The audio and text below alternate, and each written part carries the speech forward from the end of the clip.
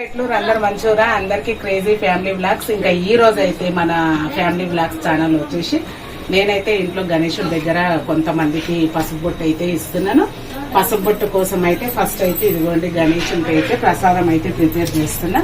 చూడండి పొద్దున అయితే శనగలు నానబెట్టేసుకున్నా. ఇంకా నానబెట్టుకొని ఇప్పుడు ఉడకబెడుతున్నాను. వీటిని ఉడకబెట్టి పోసిత్తులు వేస్తున్నా.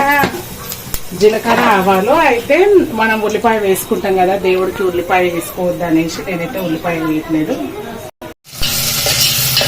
అయితే మన బ్లాగ్ ఛానల్లో అయితే రెసిపీ ఏం షేర్ చేయను, కాకపోతే ఇది దేవుడిది కదా, చాలా మందికి అయితే తెలిసినా ఏం కాదులే అనుకొని చేస్తారు. ఎందుకంటే అందులో నేను కూడా నెంబర్ 1 పర్సన్ని. ఉల్లిపాయ వేయొద్దు అని నాకు తెలిసినా కూడా ఏం కాదని వేసినా కానీ మొన్న పూజారి గారు అయితే వేయొద్దు అని చెప్పారు, అందుకని అయితే వేయట్లేదు. అయితే ఉల్లిపాయలు లేనందుకు నేను పచ్చిమిర్చి కొన్ని వేసిన. ఇంక ఇదైతే పేస్ట్, పచ్చిమిరపకాయ పేస్ట్. ఈ పచ్చిమిర్చి పేస్ట్ అయితే మంచిగా ఆయిల్లో మగ్గియాలి.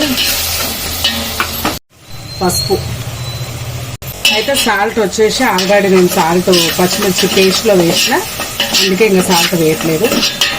ఇంకొక 1 స్పూన్ అయితే ధనియాల పొడి వేయాలి. పచ్చికారం పేస్ట్ మంచిగా ఉడికినాక శనగలు